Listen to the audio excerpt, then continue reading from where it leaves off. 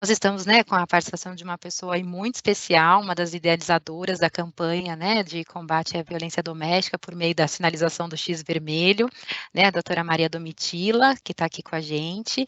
Eu vou colocá-la já aqui em destaque, né, para que a gente também consiga conhecer aí essa, né, essa fase tão especial, né, de alguém que tem aí uma participação tão relevante, né, com cuidado aí com a mulher, e, enfim, né, acho que a gente sempre busca, né, doutora Maria Domitila, no nosso trabalho, conseguir fazer a diferença, né, e sem dúvida com essa campanha a gente vai ter oportunidade de ver aqui alguns números, né, ela sem dúvida tem a chance de transformar, né, a vida de famílias, de mulheres, né, por meio aí do acolhimento e do socorro, né, para aquela pessoa que estiver passando aí por uma situação de violência, né, no seu lar e tudo mais. Então vai ser muito bom poder ouvir aí um pouquinho, né, de como tudo isso surgiu, o que que a gente tem aí como resultado, né, dessa campanha e como a gente pode atuar aí nesse contexto. E nessa dobradinha, né, a Flávia também, aqui diretora da nossa área de governança jurídica e compliance, também vai participar aí com a gente nessa temática. Num primeiro momento, né, a doutora Domitila vai compartilhar, né, a gente vai compartilhar aqui alguns dados, algum material aí que vai nortear um pouco da nossa conversa, mas a exemplo das outras lives, está aqui aberto para perguntas, podem mandar pelo chat aqui da nossa reunião, ou, né, no nosso chat pessoal. O importante é que a gente saia daqui com, né, o maior número de informações possíveis e sabendo como a gente pode agir aí, né, para uma sociedade mais justa, com mais equidade e com bem menos violência, né, nesse mundo aí que a gente tem vivido. Então, bom, acho que a gente pode talvez começar, não sei, doutora Domitila, antes de começar a apresentação, você gostaria de falar alguma coisa, Flá? Acho que ela pode começar a falar, né, Inês? A gente vem avançando nessa pauta, né, de equidade de gênero, está atrelada à nossa estratégia, a questão social. Então, a gente vai ter esse bate-papo, né, com a doutora Domitila, que vai falar para a gente das formas de violência e como é que é o quadro no Brasil e como que as empresas podem contribuir, né, com uma coisa tão triste como essa, né? Qual que é o papel das empresas diante das violências contra as mulheres. Então, acho que eu vou deixar a doutora Domitila falar. Acho que ela tem muito aqui para contribuir com a gente e eu vou aprender junto com vocês também. Obrigada, doutora Flávia, obrigada, Marinês. Eu agradeço esse convite em nome da ANB, Associação dos Magistrados Brasileiros, esse convite vindo do Banco Fibra, e aqui eu cumprimento todos e todas presentes. É muito importante conversar com a iniciativa privada, porque a violência contra a mulher não é um assunto só de mulheres, é um assunto, eu sempre falo, de pessoas do bem e de pessoas de bem. Claro que é um assunto de Estado, a responsabilidade é do Estado no enfrentamento à violência contra a mulher, mas é indispensável a parceria, que eu falo parceria mesmo, com a iniciativa privada, com o terceiro setor e o apoio, a conscientização, a sensibilização da sociedade civil. E foi nesse contexto que surgiu a campanha Sinal Vermelho. Foi uma campanha desenvolvida, idealizada pela Associação dos Magistrados Brasileiros durante a pandemia e que foi institucionalizada pelo CNJ, o Conselho Nacional de Justiça. Durante a pandemia, nós percebemos um afastamento das mulheres do sistema de justiça, um afastamento maior, porque, infelizmente, existe essa não chegada, não há esse acesso irrestrito, esse acesso amplo das mulheres ao sistema de justiça. Essa é uma das causas pelas quais o número da violência não diminui. É muito triste, como juíza, desculpem, eu não me apresentei, eu sou juíza em São Paulo, da 16ª Vara Criminal, atuo muito na violência contra a mulher, e já fui integrante da coordenadoria da Mulher do Tribunal de Justiça do Estado de São Paulo e atualmente sou diretora nacional da MB Mulheres, mas nunca me afastei dessa área, eu gosto muito do tema e acredito que o Brasil tenha realizado muito nessa área, temos muito ainda a realizar, mas claro que é uma ação que não é finita, ela depende de muitos fatores, ela depende principalmente da conscientização e de uma integração, de ações integradas, e por isso que eu quero aproveitar muito essa oportunidade, agradecendo muito por estar aqui com vocês. E voltando à campanha Sinal Vermelho, não sei se vocês querem projetar os slides. Vamos iniciar então a projeção.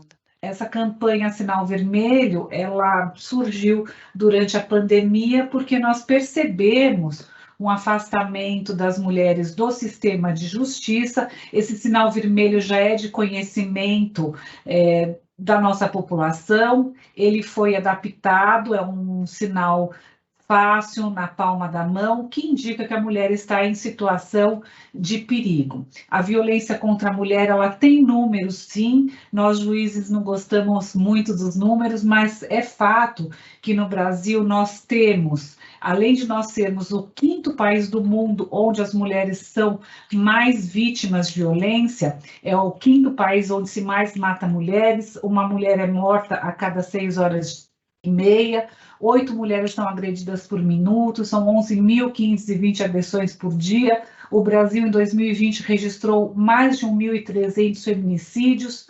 Uma em cada 4 mulheres sofreu violência durante a pandemia. E nesse contexto, nós entendemos por bem encontrar um sinal para que essas mulheres pudessem chegar ao sistema de justiça de uma forma mais efetiva.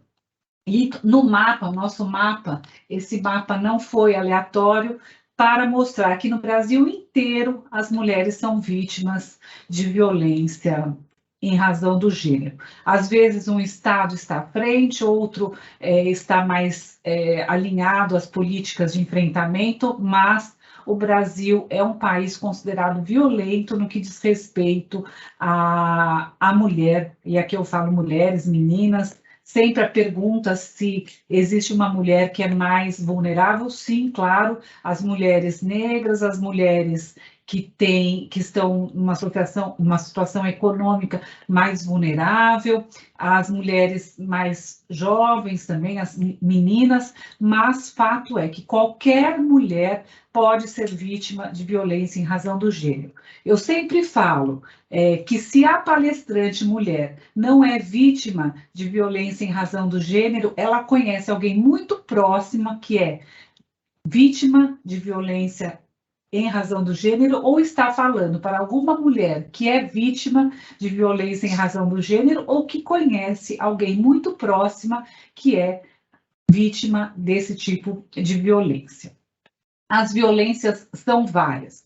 Nós temos a violência física, que é a mais conhecida, que é o empurrão, o soco, o estrangulamento, mas nós temos outros tipos de violência. A violência psicológica, que é a humilhação, a chantagem, a ameaça. Agora nós temos o stalking, que está previsto no Código Penal, que é aquela perseguição ininterrupta, ficar esperando a pessoa fora do trabalho, ficar mandando mensagem, Instagram, aquela perseguição contínua de forma a abalar o psicológico da mulher. É muito corriqueiro, é muito visto, principalmente nos plantões onde eu atuo, muitos casos de stalking, a pessoa que não se conforma com o fim de um relacionamento ou não entende que não é visto como um parceiro ou não há possibilidade de um relacionamento e fica insistindo naquela situação. A violência moral, que tem por intuito a desvalorização da mulher, para que ela não consiga se inserir num contexto de realidade que possa lhe trazer felicidade. A patrimonial, que é muito pouco falado, que é um tabu, controlar o dinheiro, não deixar a mulher ter os seus bens pessoais, estar sempre naquele ciclo de violência, naquele ciclo de dependência que a impede de se manter sozinha ou que a faz considerar-se menos. Uma diminuição na sua autoestima. Um caso que eu vi que me chamou bastante atenção, numa situação de separação, o ex-companheiro tirou a vítima, que nós estamos falando, eu ouvi um pouquinho do mês de combate ao câncer de mama.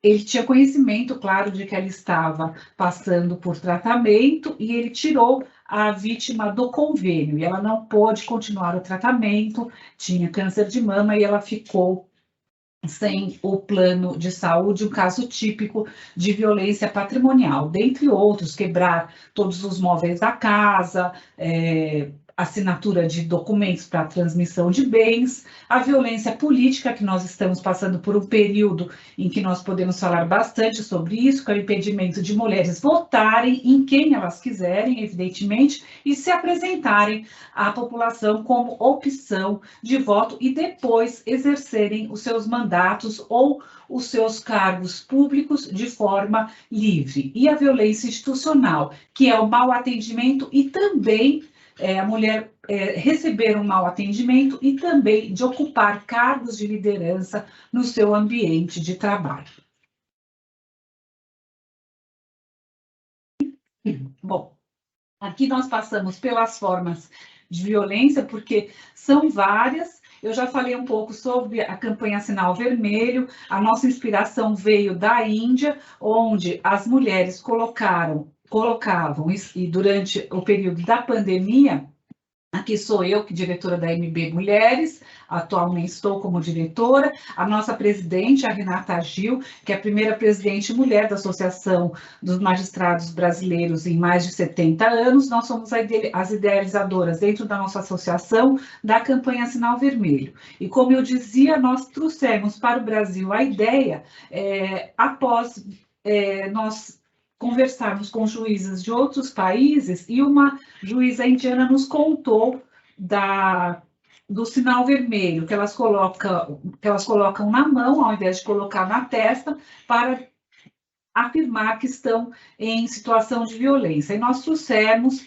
esse sinal para a realidade brasileira, sugerindo um X vermelho na palma da mão. Inicialmente, nós pensamos no batom, por vários motivos. Nós sabemos que a mulher brasileira sempre tem um batom, e também pensamos, nós também não somos estrategistas, mas também pensamos em trazer as empresas para apoiar a nossa campanha. Aqui eu vou ser muito sincera, nós não tínhamos a ideia de que essa campanha teria tanto sucesso. Aqui nós temos os conselheiros do Conselho Nacional de Justiça, a Ouvidora Nacional, outros juízes que estão no grupo que desenvolveu a campanha no CNJ, e essa campanha tomou uma dimensão nacional, ela foi muito bem aceita, e foi uma ideia muito simples, conversando e somente com a intenção de que essas mulheres que estavam muito próximas dos seus companheiros por conta do necessário isolamento social, que elas pudessem chegar numa farmácia e apresentar o X vermelho na palma da mão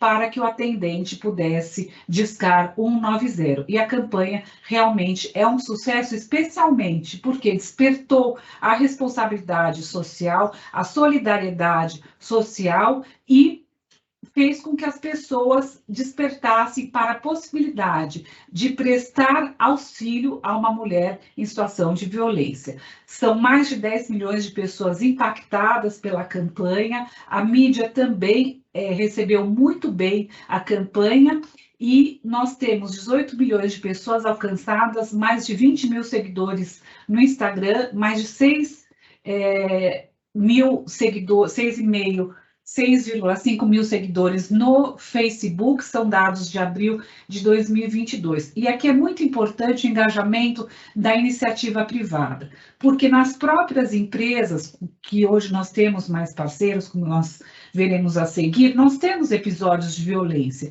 E falando com as pessoas acabam identificando pessoas que estão nessa situação, e as próprias empresas podem receber as denúncias de violência e encaminhar para o Conselho Nacional do Ministério Público, por meio de um protocolo específico, sem identificação, e são tomadas as providências para que essa pessoa seja inserida no sistema de justiça. Acabou despertando a possibilidade da notícia de violência e também conscientizando o companheiro de trabalho da possibilidade de denunciar e de apoiar. Eu sempre falo, eu tenho 25 anos faço no ano que vem 25 anos como juíza, e eu acho que o principal aprendizado meu foi o de não julgar. O julgamento da vítima de violência é muito deletério, porque impede essa mulher de se aproximar do sistema de justiça e acaba condenando socialmente a permanecer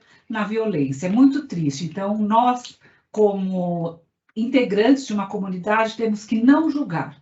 Nós não temos como entender o porquê dessa mulher não ter denunciado antes, o porquê dela permanecer por certo tempo nessa situação de violência. É muito triste a violência contra a mulher, é muito frustrante essa intenção, às vezes, ou ideia que a mulher tem de que a situação vai mudar, ou que ela pode consertar a situação. Ela é real mesmo, isso acontece muito, e quando a mulher consegue chegar ao sistema de justiça, o que ela tem que encontrar é um acolhimento e também uma legislação forte e eficaz para retirá-la desse ciclo de violência.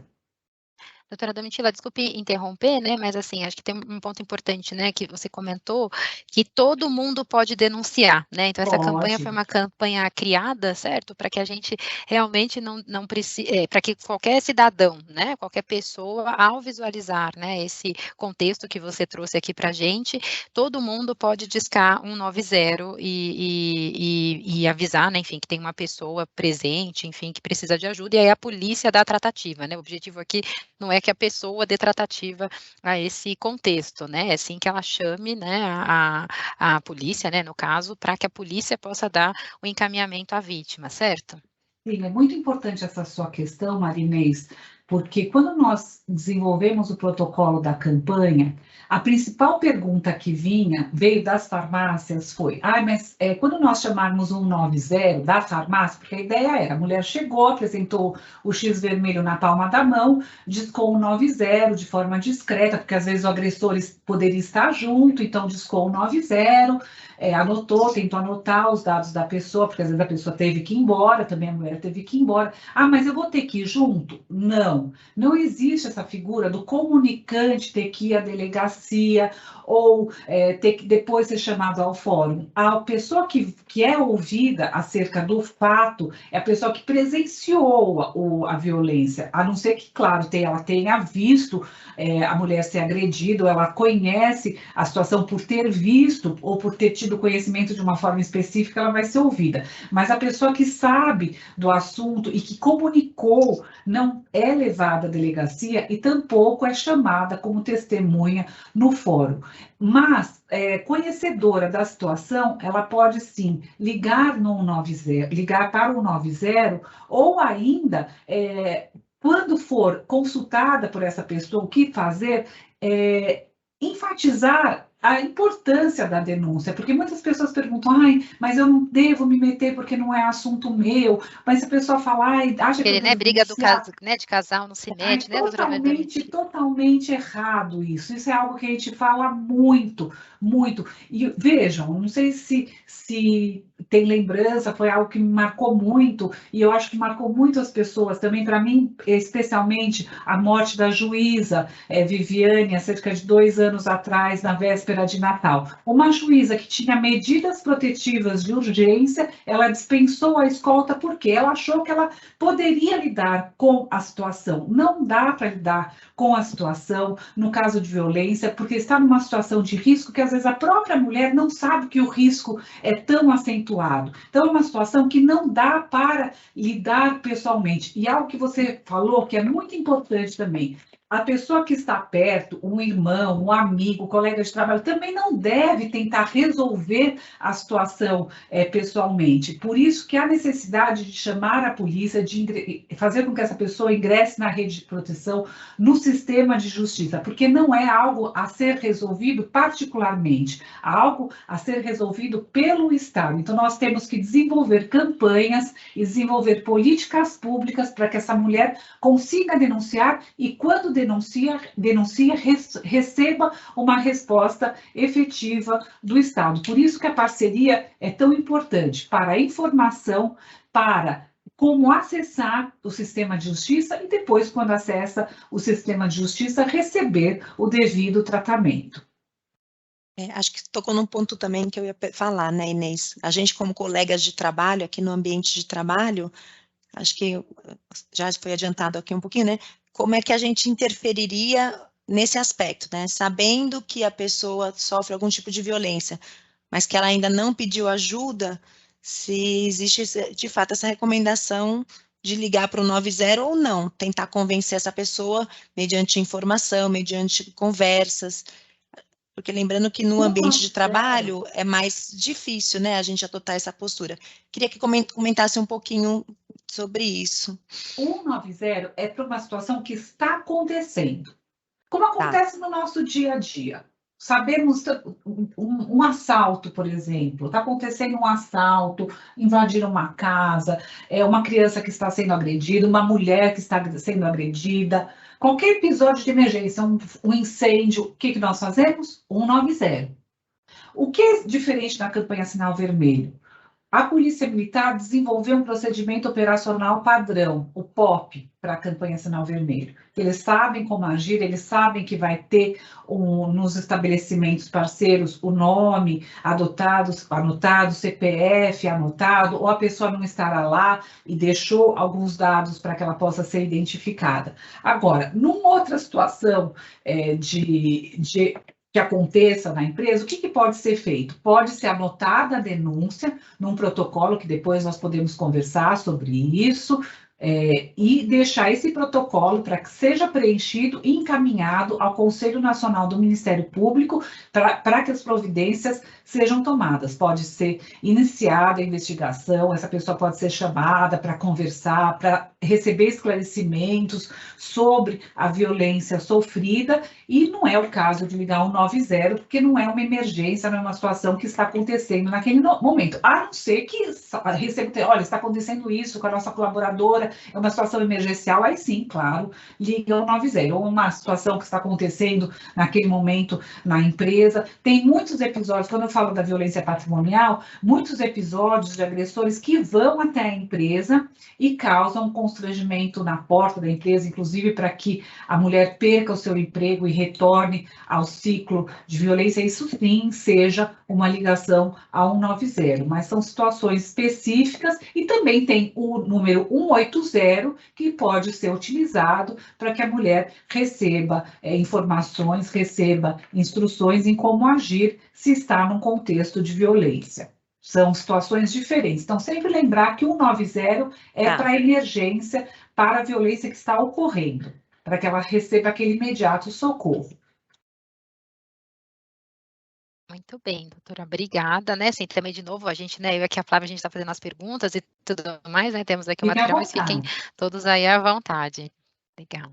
Eu falava sobre a mídia, é muito importante como a mídia recebe e divulga os casos de violência, colocar a mulher como culpada, colocar sempre a foto da mulher, o nome da mulher. Não, o que tem que enfatizar? Enfatizar que a mulher é a vítima da situação e quais foram as providências tomadas pelo Estado, qual foi o desarte da situação. E a campanha Sinal Vermelho foi muito bem recebida pela vítima, que divulgou a campanha, que conseguiu chegar na população, e aqui nós temos só algumas das manchetes. A campanha chegou em todos os cantos do Brasil, e nós conseguimos sim uma parceria com a imprensa. Isso é muito importante, isso é muito discutido em todos os ambientes, como a mídia pode ser uma parceira no enfrentamento à violência contra a mulher, apresentando os resultados, mostrando o que acontece com o agente que pratica a violência contra a mulher. Nós temos que mostrar os resultados na mídia. Tem um episódio que passou por nós, em que ele, para agredir a vítima, ele mostrava uma reportagem na televisão e que aparecia a vítima, e que ele falava, olha, tá vendo? Você vai ser a próxima que vai aparecer na televisão, e cadê o agressor? Ninguém nem sabe quem é, você vai ser a próxima. Então, essa divulgação intermitente da vítima, sem apresentar o agressor e sem mostrar o que aconteceu, realmente acaba estimulando a prática de outros atos de violência.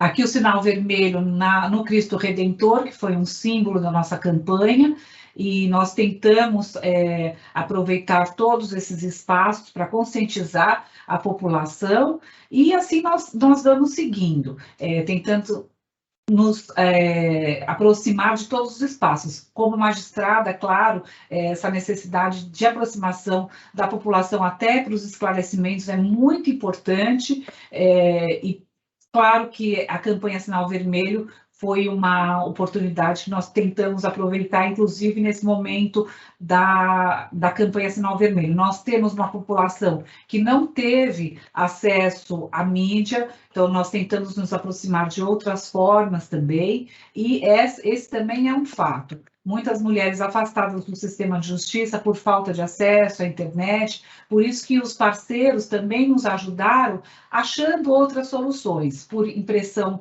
de folder, uso de aplicativo. Aqui nós temos as cartilhas no Drive que podem ser utilizadas, instruindo a vítima a denunciar e também para os parceiros em como agir no recebimento da denúncia. No recebimento físico, que é só discar 190 e anotar, se possível, os dados do denunciante. Outra pessoa também pode denunciar. Nós temos caso em que a mãe denunciou cárcere privado e foi exitosa a ação da polícia, que conseguiu libertar a moça, foi no Pará.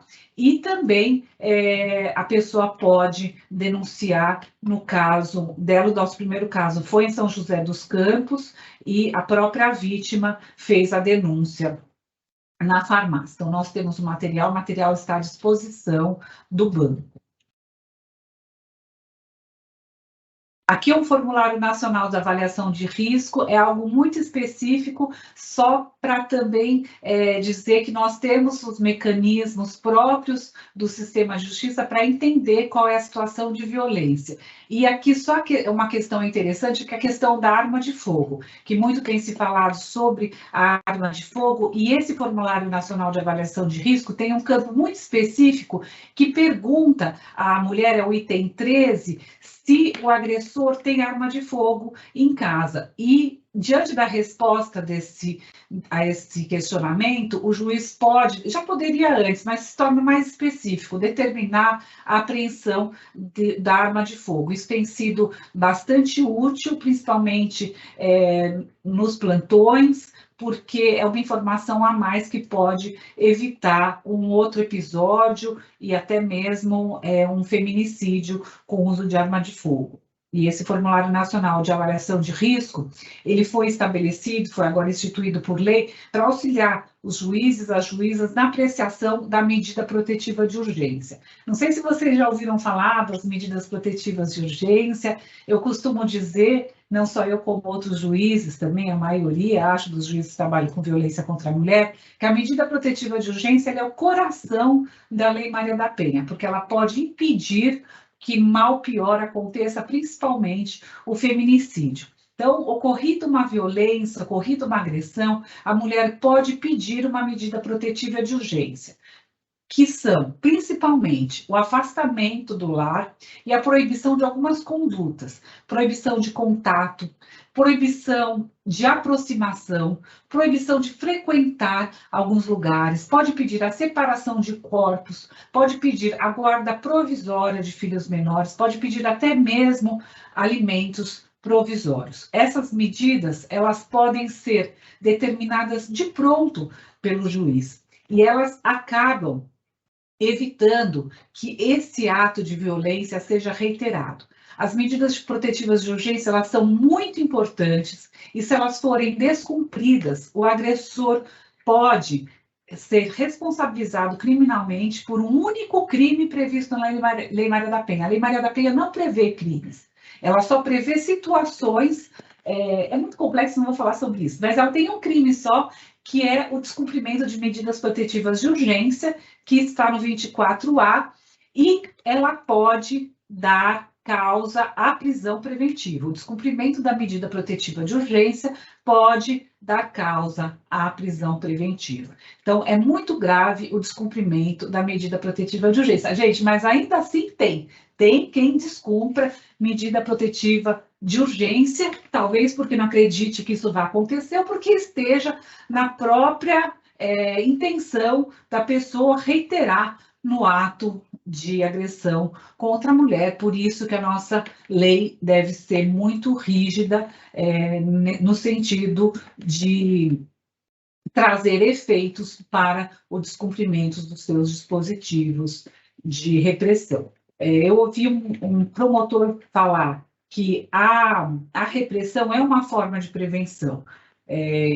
Também falando do meu tempo como juíza, eu acredito que sim, nós temos que mudar a cultura, nós temos uma cultura machista, patriarcal, mas acredito também que as nossas leis devam ser muito firmes, com execução rígida, para que o enfrentamento à violência contra a mulher seja realmente efetivo. E a Lei Maria da Penha é uma lei que deveria ter sido provisória e ficar no nosso ordenamento por pouco tempo, e não é o que nós vemos. É uma lei que já está há 16 anos no nosso ordenamento, no nosso arcabouço legislativo, sendo base para outras leis que acabam ingressando no nosso dia a dia, como por exemplo, a lei que alterou o artigo 121 do Código Penal, que é o artigo que prevê o homicídio, para nele inserir outra forma de homicídio qualificado, que é o feminicídio, que é a morte de mulher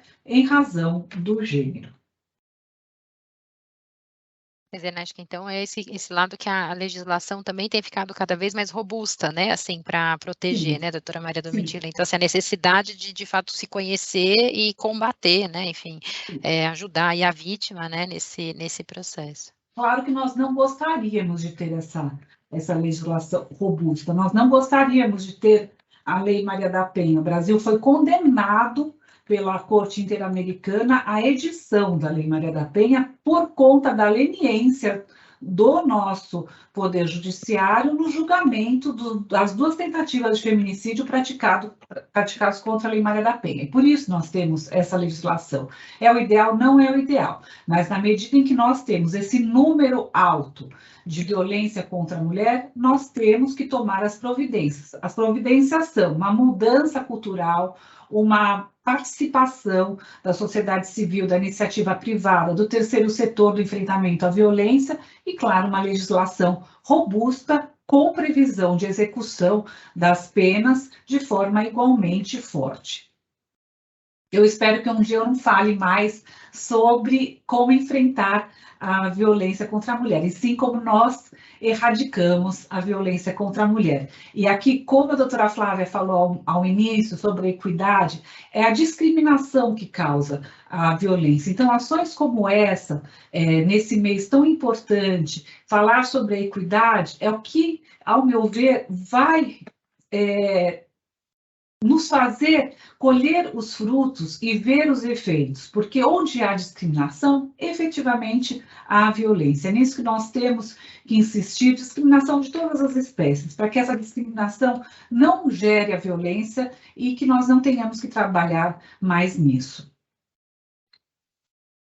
O próximo slide que eu estava vendo é sobre o protocolo, que nós falamos sobre isso já, anotar os dados pessoais, endereço, número de celular, ligar para o 190, nós já adiantamos esse protocolo. A diferença do 190, que é a Polícia Militar, situação de emergência, 180, que é o Central de Atendimento à Mulher para relatar um caso de violência, e também o protocolo que é possível dentro da empresa e encaminhar ao Conselho Nacional do Ministério Público para providências.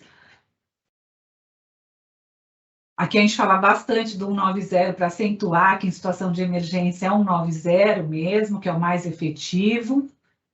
Polícia Militar é uma grande parceira, aqui é a ouvidoria do Ministério Público, como nós já falamos também. E alguns dos nossos parceiros, nós começamos com as farmácias trabalhavam como postos de saúde durante a pandemia, ao lado da Abrafarma, em uma farmácia, a juíza Hermínia, no Espírito Santo, que os juízes visitaram muitas farmácias para os treinamentos e também para mostrar a importância da campanha. Hoje nós temos muitos parceiros, o Banco do Brasil é parceiro também, aqui a Mary Kay é parceira, são duas magistradas também nos shoppings, em campanha em shopping, Multiplan é parceiro da campanha, o Banco do Brasil, inclusive desenvolveu um aplicativo, a Ansib Brasil, é muito importante a participação do ramo da beleza, porque as mulheres contam para os profissionais da beleza os episódios de violência, então eles estão treinados para relatar a violência e ingressaram na campanha com essa intenção de chamar o 90 ou de proceder dos protocolos, já que Janine, que é uma rede bastante conhecida, também são parceiros na campanha. A LESP, aqui em São Paulo, e FACESP. E nós sabemos e tem uma recomendação também para a Associação dos Notários e Registradores do Brasil, então cartórios de registros de notas, de imóveis, são parceiros na campanha, e nós temos o Tribunal Regional Eleitoral em todos os estados, e também o Superior Tribunal de Justiça, que inclusive instalou na Corte Cidadã uma ouvidoria da mulher para o recebimento de denúncias. É muito importante esse alinhamento, reconhecimento da importância de espaços para que as mulheres possam denunciar.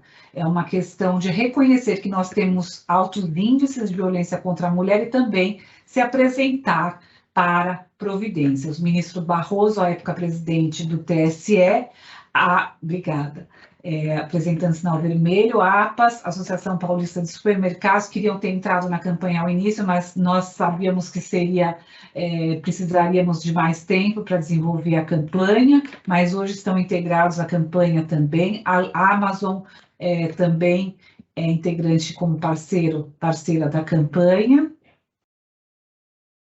Enfim. E aqui são questões jurídicas também que nós levamos o pacote Basta ao Congresso Nacional, foi votado por unanimidade, e a campanha Sinal Vermelho hoje é lei nacional. A campanha Sinal Vermelho, ela se insere no nosso ordenamento jurídico e todas as pessoas podem atender uma pessoa vítima de violência que apresenta o sinal vermelho. Já poderia antes, mas acabou sendo institucionalizado com as diretrizes na legislação, pela lei aprovada e sancionada pelo Congresso Nacional. Um outro tema que nós falamos bastante, aqui eu vejo que tem muitos homens nos assistindo, é da participação dos homens no enfrentamento, só o que nós falamos também já. Queria falar sobre essa participação necessária dos homens na campanha Sinal Vermelho, que é o nosso próximo passo.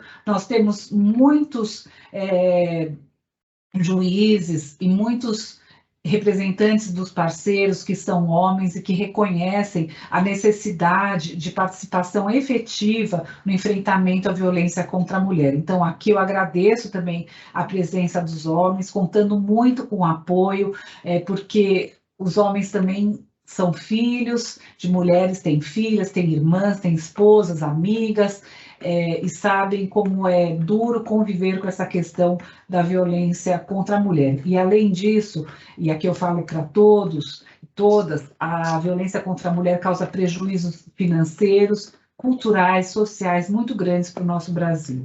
O país é mal visto internacionalmente pela violência contra a mulher, também pela violência contra a população LGBT, QIA+, então, por isso que é muito importante falar sobre o assunto e cumprimentando novamente por essa campanha e saber que em todos os espaços nós podemos fazer a diferença. E me colocar sempre à disposição de vocês para qualquer dúvida que se fizer necessária, para acompanhar o desenvolvimento dos trabalhos e querendo que essa parceria dê frutos e traga novas ideias também.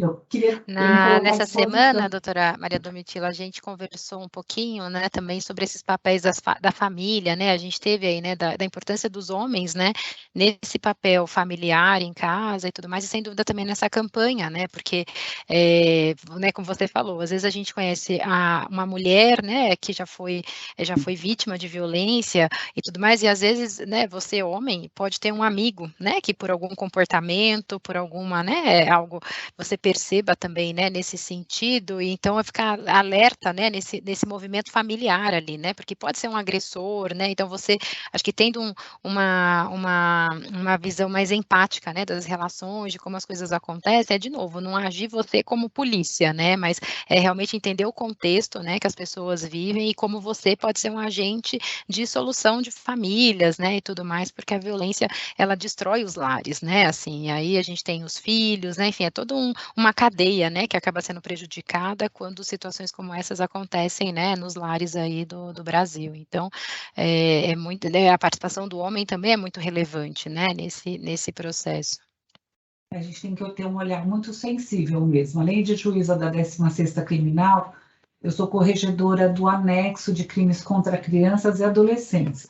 E hoje mesmo, conversando com um colega, nós comentávamos sobre como o agressor é uma pessoa que pode estar muito próxima da criança e do adolescente. Por isso é muito importante essa nossa atenção, esse nosso olhar sensível, prestar atenção no que as crianças falam, porque essa questão, a criança mente, a criança não mente, a criança pode mentir, assim, num episódio, mas se tem alguma razão muito fundamentada, e essa razão deve ser provada.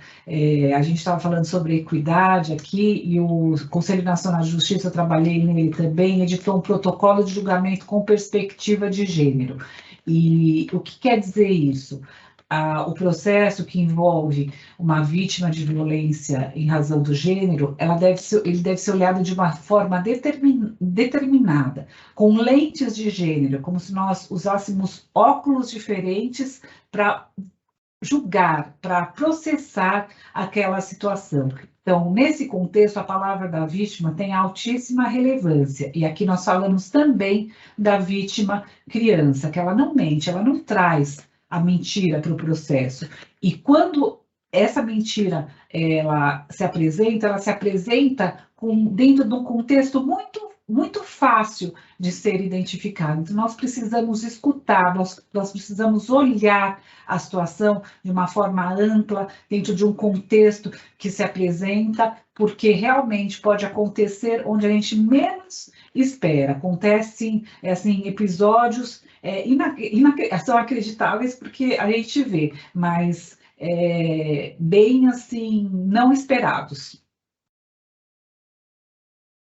Bom, acho que a gente também pode abrir para perguntas, doutora Domitila, mas eu queria que, aproveitando aqui, também falar um pouquinho dos assédios, né? Talvez num ambiente de empresa é um tema também que recorrentemente a gente leva para compartilhar conhecimento, é uma prática que não é tolerada no banco, né? Tanto o assédio sexual quanto o assédio moral.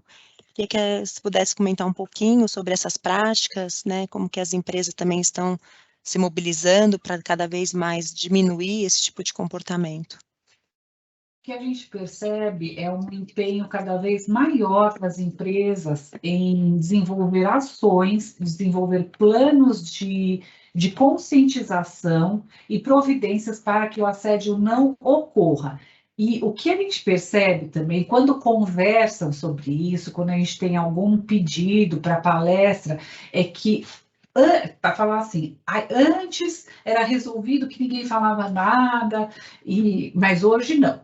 Hoje é comunicado, tem um board ou uma equipe que trata disso e a situação não é tolerada, mas a gente percebe que é um assunto muito difícil de ser tratado ainda, que é muito difícil.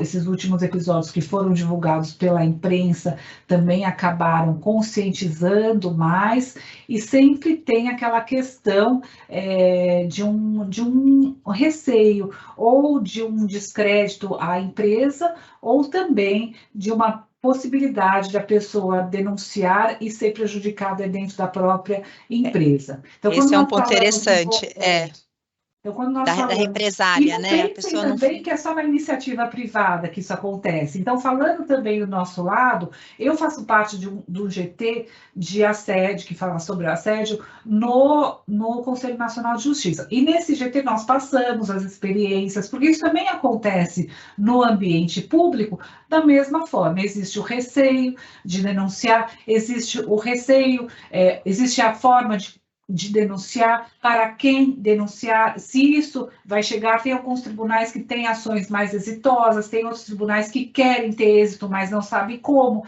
Então, são situações que precisam realmente de um desenvolvimento mais concreto, mas a palavra é transparência. A palavra que realmente orienta esses trabalhos é a transparência. Isso dá segurança na denúncia e também à empresa. Transparência de que, se houver a denúncia, haverá apuração e haverá uma providência. Parece que é um caminho sem volta e acaba refletindo até nos resultados, não só no ambiente privado, como no ambiente público também, onde o crédito é a palavra-chave.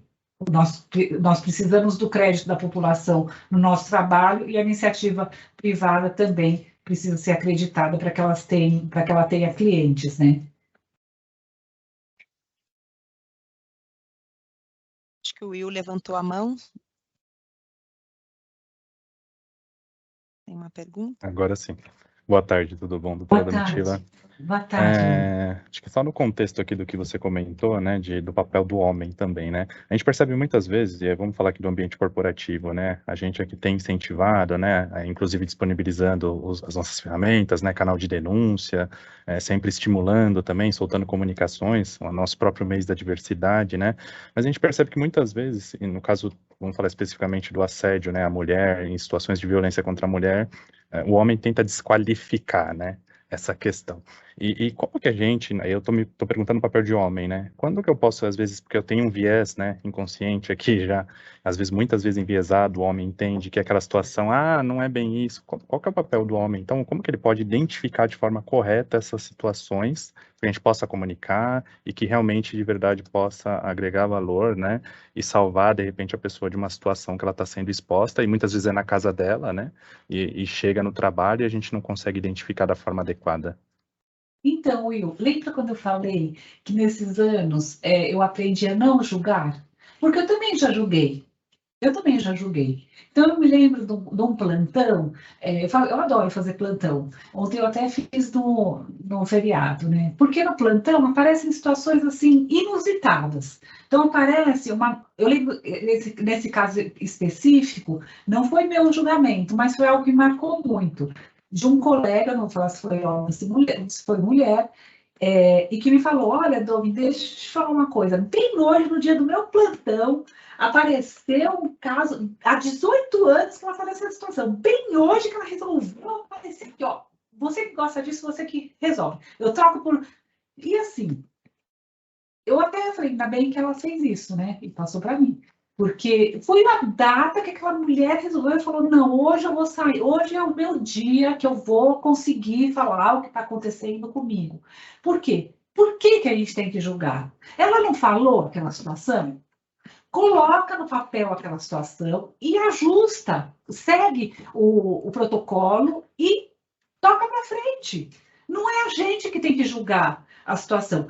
Eu passei muito rápido pelo Formulário Nacional de Avaliação de Risco, e olha como é importante, olha como a gente aprende a cada dia.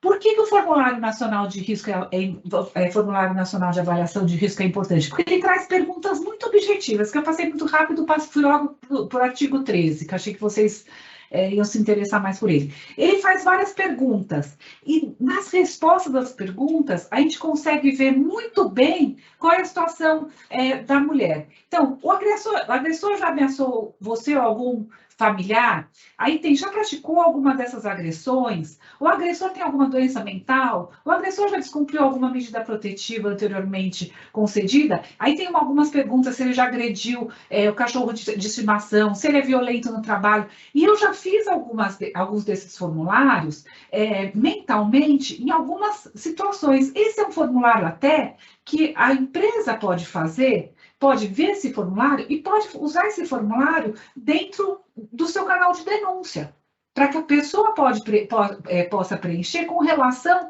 àquela situação específica. Então, o que eu falo para você, Will, eu acho que essa avaliação não deve ser pessoal nossa, porque nós somos pessoas que tendem a julgar no dia a dia. Ah, mas por que ela foi se relacionar com aquela pessoa? Ah, mas por que ela foi naquele lugar à noite? Ah, mas por que também ela estava com aquela roupa? Nada disso importa. Nada disso importa. A conduta da pessoa, ela não pode interferir no ato do agressor.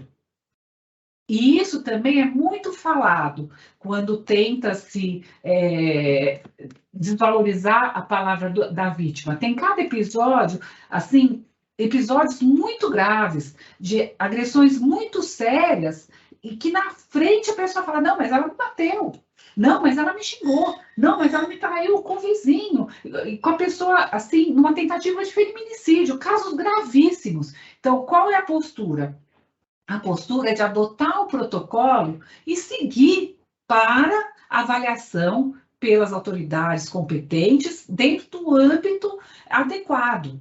Isso tudo deve ser avaliado. E sempre vem aquela pergunta, né? Ah, mas e se a mulher mentiu? Se a mulher mentiu, vai ser avaliado também e tem consequências jurídicas para isso. Agora, eu vou falar uma coisa para vocês. Também repetindo que eu sou juiz há 25 anos. Eu não me lembro de tantos casos assim que a mulher tenha mentido. Se vocês me perguntarem, você lembra de algo agora? Eu não lembro.